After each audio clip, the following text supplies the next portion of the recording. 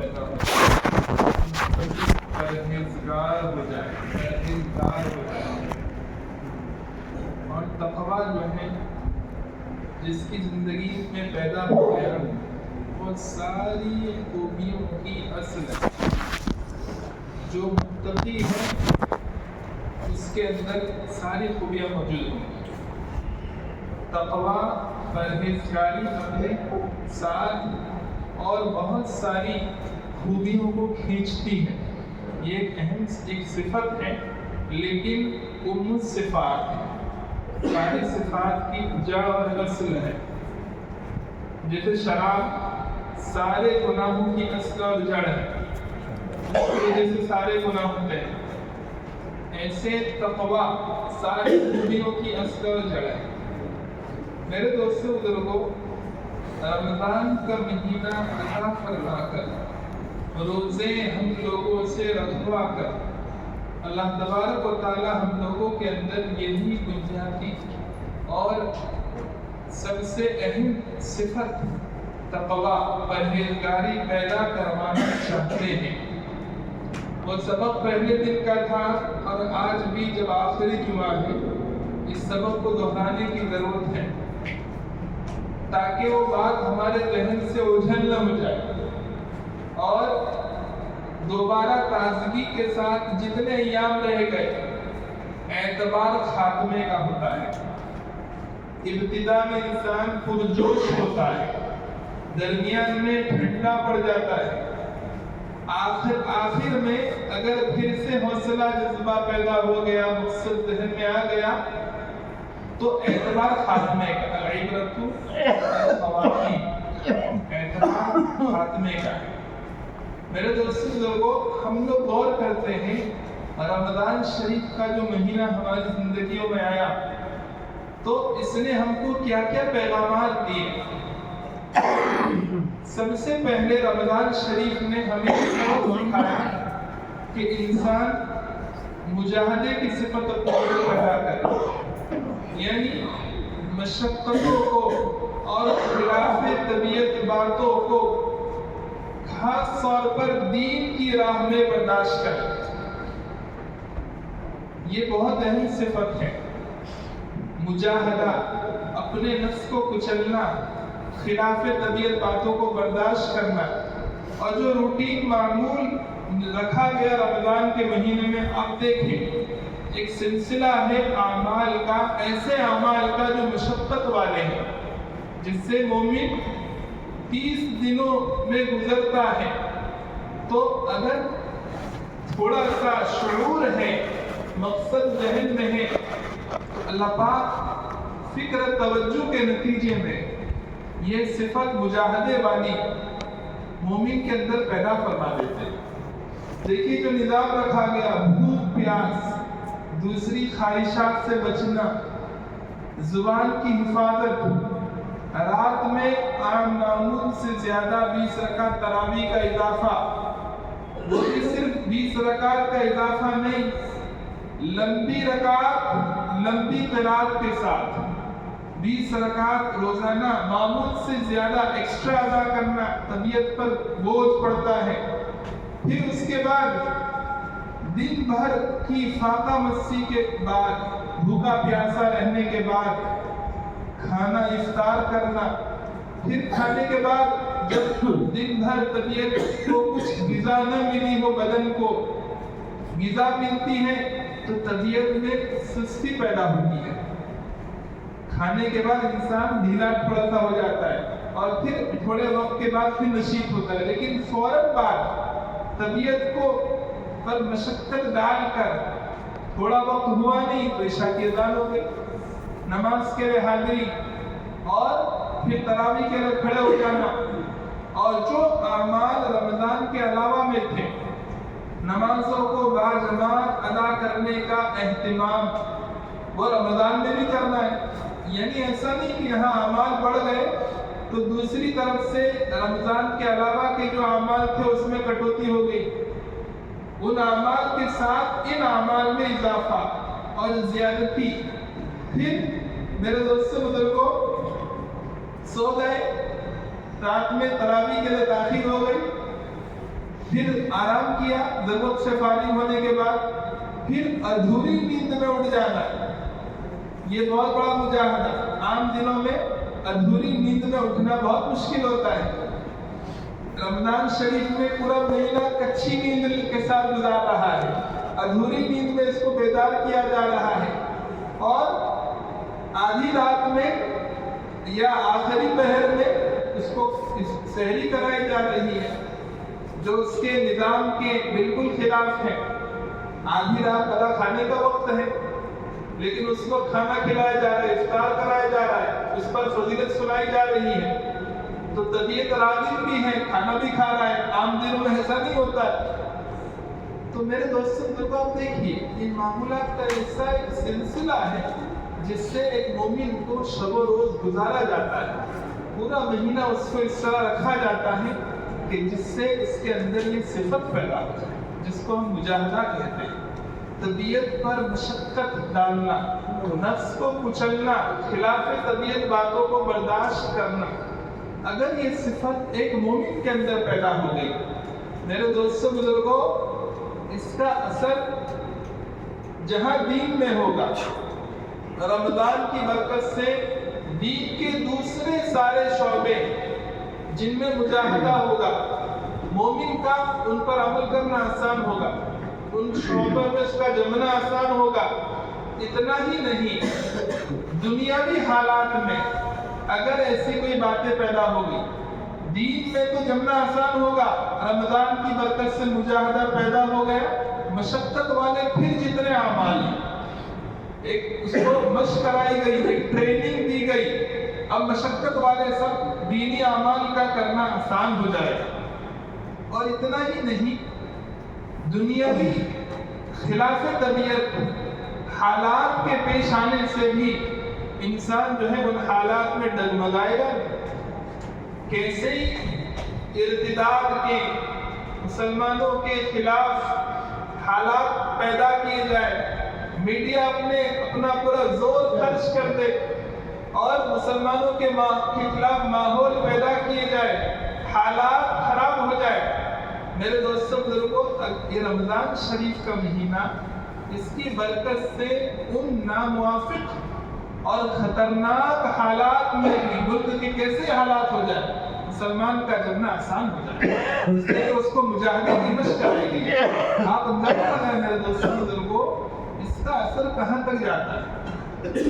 دین اور شریعت عجیب ہے میرے دوستوں بزرگوں، سبحان اللہ۔ اس کی تعلیمات کا فائدہ ہم کو صرف آخرت میں نہیں ہوگا۔ ہم لوگ کیا سمجھتے ہیں کہ عمل کریں گے تو ثواب ملے گا، اور ثواب یہ آخرت کی کرنسی ہے، آخرت میں فائدہ ہوگا۔ بھائیوں، آخرت کا تو بعد میں نفع ہے، پہلے تو جس دنیا میں ہم رہتے ہیں، شریعت ہو نہیں سکتا ہے ایسی تعلیمات ہم کو بتا دے کہ جس میں ہماری دنیا خراب ہو جائے۔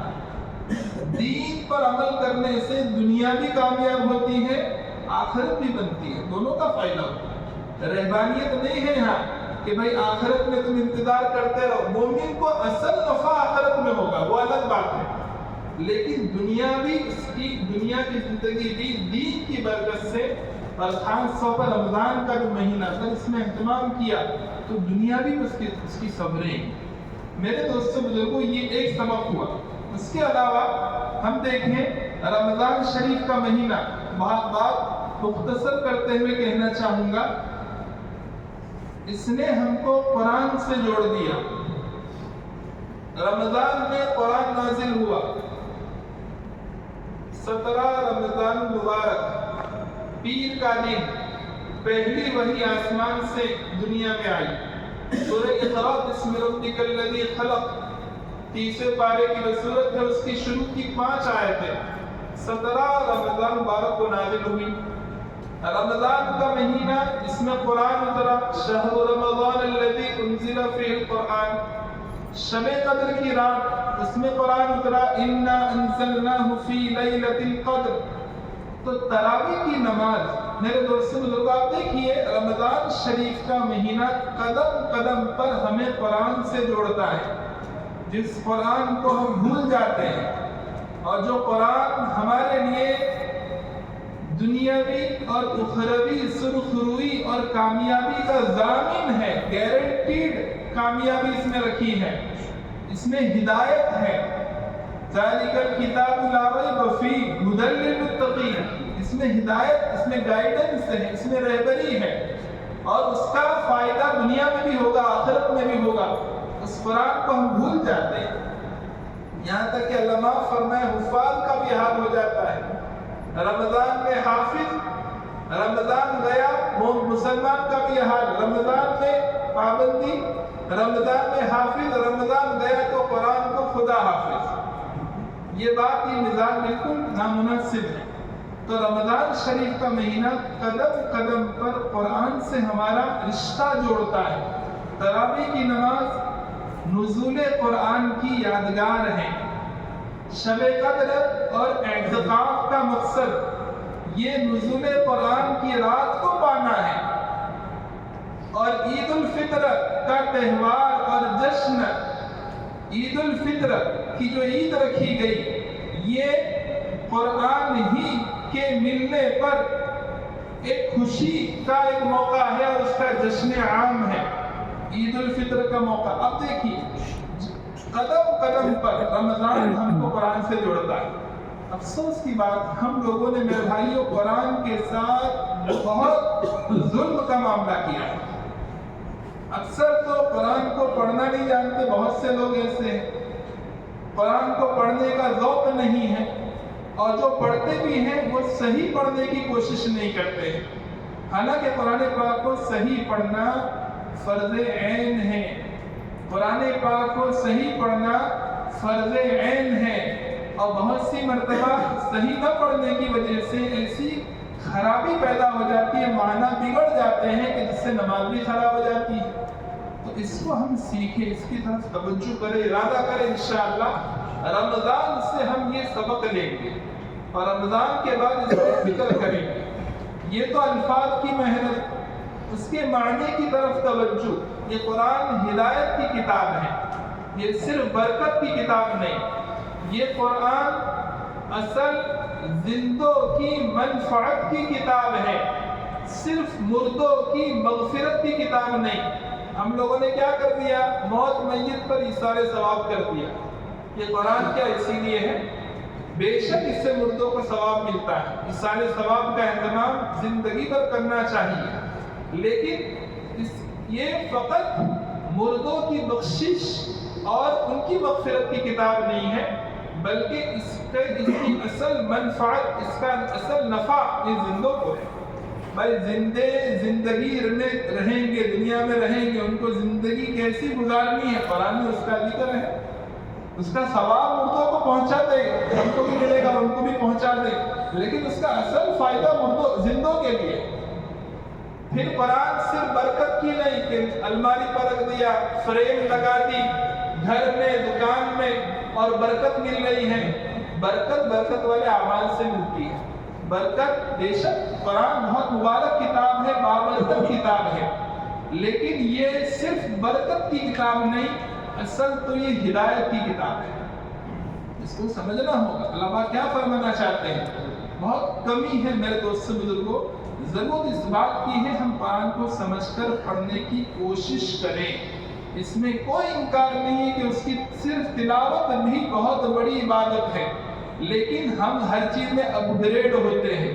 دنیا میں مزاج کیا ہے ہمارا، جو پوزیشن ہماری 10 سال پہلے تھی، آج بھی اسی پوزیشن پہ ہے کہ آگے بڑھنے کی فکر رہتی ہے، ہر چیز اپ گریڈ ہو رہی ہے۔ میرے بھائیو، ہم بھی آگے بڑھے دین میں، یہ مزاج دین میں استعمال کریں۔ اللہ کرے ہمیں جو ہے ہم اس کا اہتمام کریں۔ اس کے علاوہ میرے دوستوں بزرگوں، رمضان کا ایک اہم سبق جو ہمیں دیا گیا وہ یہ ہے کہ رمضان ہمیں انسانیت کے ساتھ غم خواری کا پیغام دیتا ہے۔ آپ صلی اللہ علیہ وسلم نے اس مہینے کو شہر المواسات فرمایا ہے، یہ غمخواری کا مہینہ ہے۔ اس کے لیے باقاعدہ ایک نظام بنایا گیا۔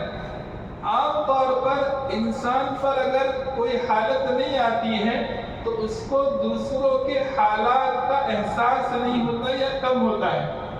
رمضان میں مالداروں کو بھی जैसे गरीबों को दूसरी इबादतों में देखिए तकसीम रखी गई, अजीब मिजाज है। ज़कात मालदारों पर फर्ज, गरीबों पर नहीं। ज्यादा गुंजाइश हुई हज मालदारों पर फर्ज, गरीबों पर नहीं। लेकिन नमाज, इसी तरह रोजा, ये एक ऐसी इबादत है कि जो जिसका ताल्लुक बदन से है, बदनी इबादत है। शरीयत में इबादतों की 3 किस्में हैं। कुछ इबादतें वो हैं जो बदनी हैं, जैसे नमाज रोजा। कुछ इबादतें वो हैं जो माली हैं, जैसे ज़कात, सदका फित्र, कुर्बानी। कुछ इबादतें वो हैं जो बदनी और माली दोनों का मजमुआ है, जैसे हज। रमजान शरीफ के रोजे मालदारों को भी रखा गया, इसका फायदा अपनी जगह आखिरत में होगा। लेकिन दुनिया में क्या पैगाम मिलता है? मालदार आम तौर पर मेरे दोस्तों बुजुर्गों, इल्ला माशाअल्लाह, अल्लाह पाक सबको तौफीक अता फरमाए, गरीबों का कम ख्याल होता है। अपनी ऐश में, अपनी मौज मस्ती में गरीबों के हालात का अंदाजा लगाने और उनकी फिक्र करने की तौफीक कम होती है, इल्ला माशाअल्लाह। तो रमजान में इनको भूखा रखा गया। घर में आला से आला चीजें पड़ी हुई है खाने पीने की, फ्रिज पूरा भरा हुआ है, लेकिन इनको खाने की इजाजत नहीं। क्यों? ताकि इनको भी भूख का एहसास हो कि हम जिस भूख से गुजर रहे हैं रमजान में, ये बहुत सारे घरानों का आम मामूल है। जिंदगी भर, साल भर उनके घर में ऐसे हालात आते हैं कि मिल गया तो रोजी वरना रोजा, खा लिया तो अल्हम्दुलिल्लाह वरना फाका। कई घराने ऐसे हैं। तो मालदारों को ये बेदार किया गया कि देखो, ये जो माल है ये तुम्हारी अपनी जागीर नहीं है, ये अल्लाह पाक ने तुमको अता फरमाया है। इसके अंदर कुछ हुकूक रखे हैं, उनमें एक हक ये है कि उसको गरीबों पर तकसीम किया जाए। ज़कात के अलावा हक है, वफ़ी अम्वालिहिम हक़्क़ुल लिस्साइल वल महरूम। ज़कात का तो एक हक है ही, ज़कात अदा करना ही माल का हक है। उसके अलावा भी माल के हुकूक है। मुसलमान ये ना सब जगह ज़कात अदा करते हैं, वो तो अदा करना है, इसका एक निज़ाम है। लेकिन उसके साथ साथ और भी माल को हम जो है गरीबों में तकसीम करें, गरीबों का ख्याल रखें। मेरे दोस्तों बुजुर्गों, इस शरीयत का बहुत बड़ा बाब है जो हम लोग भूल चुके हैं। बहरहाल इसकी जरूरत है। रमजान शरीफ का महीना हमको इसका सबक देता है। और फिर आप देखें, सदक़तुल फित्र ईद रमजान के खत्म होने पर वाजिब की गई, ताकि खुशी मालदारों के घर में आए तो गरीब भी उसमें शरीक हो सके। सदक़तुल फित्र अगर ईद के बाद अदा की गई तो आम सदकों में से एक सदका है, उसका खास सवाब नहीं मिलेगा। ईद से पहले अदा करना है, और रमजान में भी इसके अदा करने की गुंजाइश। इसका ऐसा क्यों? उसको पहले अदा करने की ताकीद क्यों? और इस पर खास सवाब, वाजिब वाला सवाब, वरना वो आम सदकों में एक सदका हो जाएगा। ईद के बाद अदा तो करना होगा, ईद की नमाज के बाद भी पहले अदा करो। क्यों अदा करो? ताकि गरीब भी तुम्हारी जो है खुशियों में, ईद की खुशियों में शरीक हो सके। मेरे दोस्तों, रमजान हमको ये सबक सिखाता है। उसके अलावा आप और देखें, रमजान हमको पंक्चुअलिटी की तालीम देता है। रमजान हमको ये सबक सिखाता है कि मुसलमान को औकात का पाबंद रहना चाहिए, और उसका एक अजीब निजाम चलाया गया। सारी इबादतें, उनका ये हाल है, उनको वक्त के साथ जोड़ा गया। 5 वक्त की नमाज के 5 औकात, और जमात का भी वक्त तय। फिर ज़कात, अच्छा नमाज मजीद ये कुछ वक्तों में सही होती है और कुछ 3 औकात में मकरूह भी हो जाती है। वक्त वही है, लेकिन ये उतार चढ़ाव भी कराया जा रहा है कि भाई इस वक्त में पढ़ना है, इस वक्त में नहीं पढ़ना है, और इतने वक्त में पढ़ना है। फजर की नमाज का यहाँ से यहाँ तक का वक्त है, बस ज़ोहर यहाँ से यहाँ तक, बस इस वक्त में अदा करना है। नहीं अदा करोगे कज़ा हो जाएगी, गुनहगार हो जाओगे। یہ عجیب نظام ہے میرے دوست بزرگوں. اس کا مقصد یہ ہے انسان کے اندر وقت کی اہمیت پیدا ہو، پنکچویلٹی جسے کہتے ہیں. یہ اسلام کی تعلیم ہے، وقت کا اہتمام. پھر زکوٰۃ آپ دیکھیے، زکوٰۃ میں 1 سال گزارا جاتا ہے. 1 سال گزارنے پر پھر ایک تاریخ طے کر کے متعین تاریخ پر زکوٰۃ ادا کرنا ضروری ہے. اس تاریخ میں حساب لگانا ضروری. اس میں بھی بہت سارے مسلمان غافل ہیں. میرے بھائیوں، زکوٰۃ کا پورا نظام سمجھنا چاہیے کہ اس میں ایک دن طے کرنا اسلامی تاریخ کے اعتبار سے ضروری ہے. پورا سال گزرے گا، وہ دن آئے گا، اس میں زکوٰۃ کا حساب کیجیے آپ. یہ کیوں ایسا کرایا گیا؟ پھر حج میں دیکھیے آپ 5 دن اس کے طے کیے گئے. اس کی وجہ وہی ہے، وقت کی پابندی، وقت کا اہتمام مسلمان کے اندر پیدا ہو جائے. اور یہ تو آپ دوسری باتوں کا حال ہے. روزے کا تو ایک انداز ہی نرالا ہے. روزے میں تو اتنا زیادہ وقت کا اہتمام کرایا گیا کہ حد نہیں، کہ اس کے کہ روزے میں اور رمضان میں چلنا، اپنی گاڑی چلے، یہ بغیر وقت کے اہتمام کے ہو ہی نہیں سکتا ہے. صبح صادق سے جو ہے وہاں اس سے پہلے آپ کو افطاری سحری بند کر دینی ہے. 1 منٹ بھی اگر آگے پیچھے ہو گیا، آپ کا روزہ گیا. آپ کو وقت سے پہلے ختم ہی کرنا ہے. چاہے آپ کے دسترخوان پہ اعلیٰ سے اعلیٰ غذائیں موجود ہو، آپ کو وقت سے پہلے ختم کرنا ہے. اور ختم پھر اس میں افطار کا وقت آیا تو افطار ہوتے ہی آپ کو فوراً افطاری کر لینا، ورنہ مکروہ ہو جائے گا. یہ کیوں ہے؟ یہ سب نظام کیوں بنایا گیا؟ میرے دوستوں بزرگوں، اس کا مقصد یہی ہے کہ انسان کے اندر یہ باتیں پیدا ہو. یہ پنکچویلٹی، یہ اسلام کی تعلیم ہے. یہ مسلمانوں کو اس نظام کے ذریعے، رمضان کے ذریعے یہ بات ان کے اندر پیدا کرائی جاتی ہے. پھر ایک 5واں سبق ہم کو یہ دیا گیا کہ ہم وقت کی قدر کو پہچانیں. ایک تو وقت کا اہتمام، وقت کی پابندی، یہ ایک الگ مستقل صفت ہے.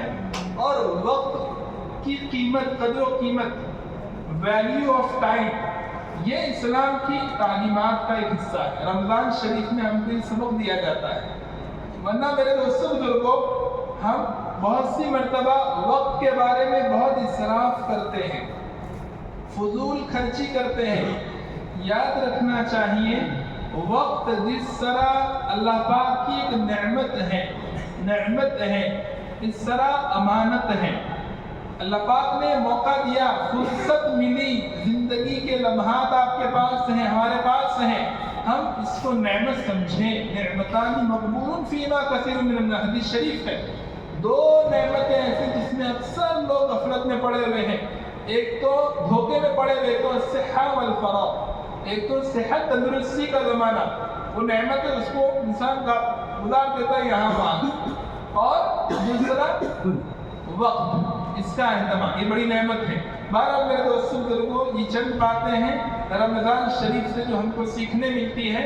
روزہ اپنے مقصد کے اعتبار سے سال بھر فرض ہے، گرچہ اپنے حکم کے اعتبار سے، اپنے عمل کے اعتبار سے 1 مہینے کے لیے فرض ہے. لیکن اس کا جو مقصد ہم نے دیکھا، اس اعتبار سے یہ ایک ایسی عبادت ہے میرے دوستوں بزرگوں کہ اس کا اثر سال بھر کی زندگی پر پڑتا ہے. جیسے نماز 5 وقت کے لیے فرض ہے، 5 وقت میں، لیکن اس کا وہ صفت صلاۃ، 24 گھنٹے کی زندگی ہماری صفت صلاۃ پر آتا ہے. میرے دوستوں بزرگوں، معمولی چیز نہیں ہے. اس کے بعد ایک اخیر میں بات کر کے ختم کر دوں. آج جمعۃ الوداع، لوگ کہتے ہیں جمعۃ الوداع ہے، الوداعی جمعہ. شریعت میں اس کی کوئی اصل نہیں ہے، بلکہ بہت سارے ائمہ حضرات بھی بہت ساری مسلم مسجدوں میں آج کی دن طرح طرح کے اس طرح کے الفاظ کہتے ہیں، الوداع الوداع یا شہر رمضان، اس طرح کی سب باتیں. میرے دوستوں بزرگوں، اس کی کوئی اصل نہیں ہے. رمضان کا ہر وقت قیمتی، جمعہ کا وقت اور زیادہ قیمتی، اور جس طرح آج کا جمعہ قیمتی، ہر جمعہ قیمتی. یہ شیطان کا ڈاؤ ہے، اور اس کا نقصان ہی ہوتا ہے کہ پھر مسلمان آہستہ آہستہ کیا ہوگا، پہلے کے جمعوں کو، اگلے جمعوں کو ترجیح کم دے گا. کہ بھئی آج جمعۃ الوداع آ رہا ہے، اس میں مسجدیں بھر جائیں گی، باقی ہماری مسجدیں خالی ہوں گی، نمازی کم ہوں گی۔ اللہ پاک ہم کو شریعت و سنت پر عمل کی توفیق عطا فرمائے۔